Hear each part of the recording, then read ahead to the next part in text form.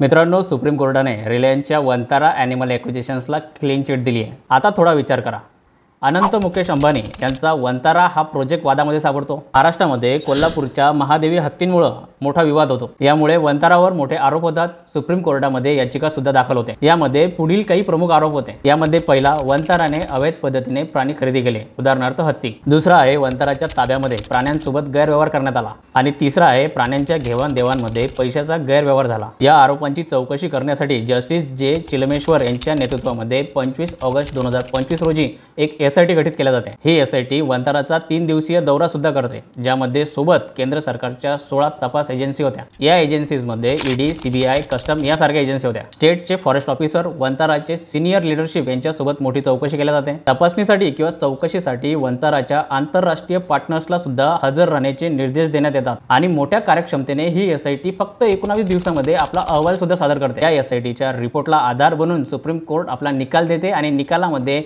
वंतारा या प्रोजेक्टला clean chit देते। आणि भारतात लोक म्हणतात न्याय लवकर मिळत नाही। यावर तुमचं काय मत आहे? कमेंट करून सांगा।